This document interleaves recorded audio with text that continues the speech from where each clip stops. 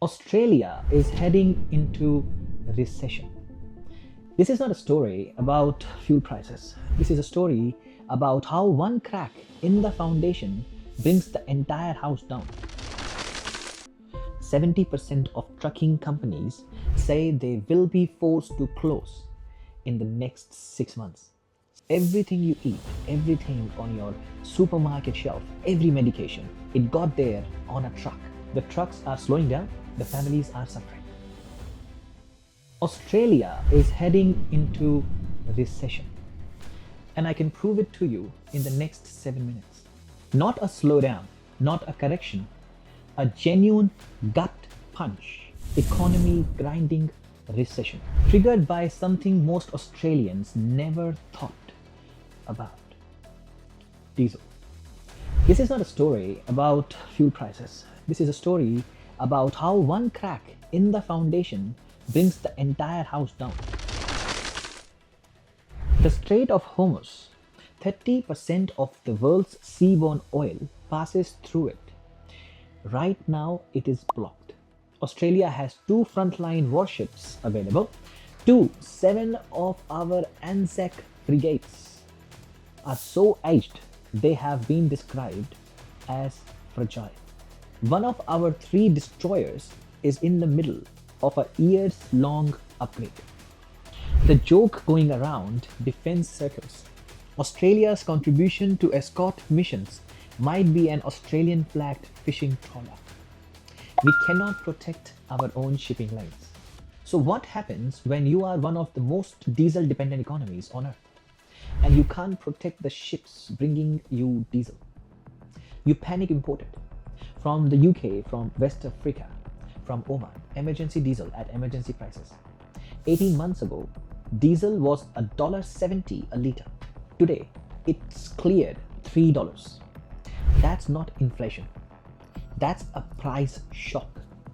And it is detonating inside the one industry that keeps this country alive: trucking. Everything you eat, everything on your supermarket shelf, every medication, every piece of timber on a construction site, it got there on a truck. Trucking isn't part of supply chain. Trucking is the supply chain. A small operator's weekly fuel bill, $40,000. Today, $90,000, more than a double overnight. Here is what makes this catastrophic. Truck drivers don't get paid immediately. When they deliver your groceries, the receiving company pays the invoice anywhere from 30 to 180 days later. Industry standard. So the driver fills the tank $90,000 worth and waits up to 6 months to be paid back. They are personally financing the movement of Australia's entire economy with money they don't have. More than a quarter of operators have already stood down staff. And here is the number that should be on every front page in this country. 70% of trucking companies say they will be forced to close in the next 6 months. 70%. The government announced a $1 billion economic resilience program. 0 interest loans. Big announcement. April 2nd. Weeks later, no details, no application portal, nowhere to apply.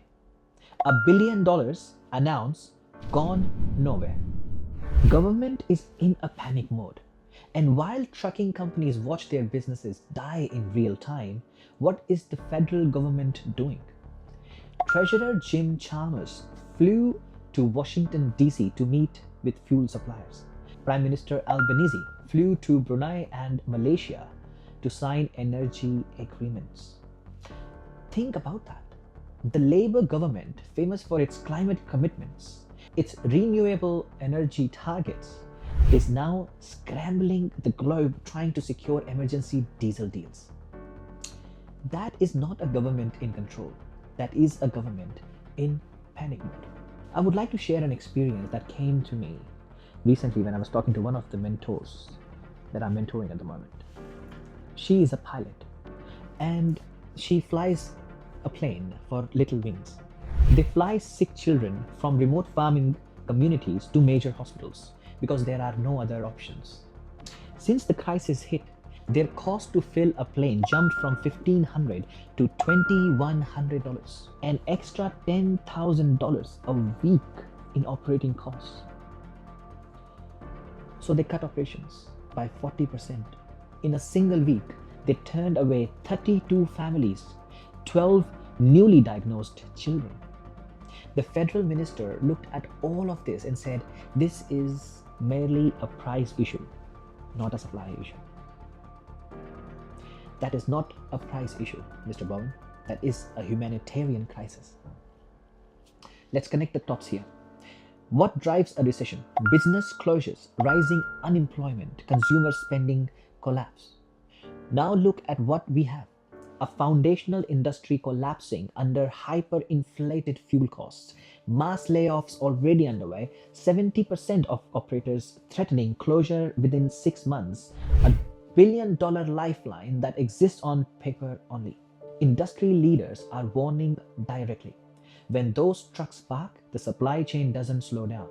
Domestic shortages that will make COVID era empty shelves look like an inconvenience. You are already seeing it at the checkout. Milk, cheese, butter, yogurt is climbing. Not because of a bad harvest, because it costs more to move food from A to B. And that cost gets passed on to you every single time. Western Australia didn't wait for Canberra. They spent $10 million securing 4 million litres of diesel on their own. That is what a government in denial looks like from the outside. Australia is the most diesel dependent major economy on earth.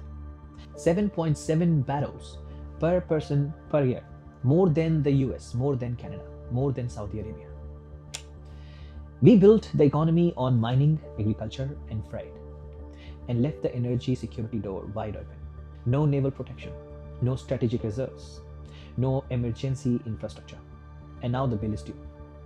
The trucks are slowing down, the shelves are getting more expensive, the businesses are closing, the families are suffering. And the government is on a plane to Brunei. If that's not a country heading into recession, I don't know what is. See you at sunrise.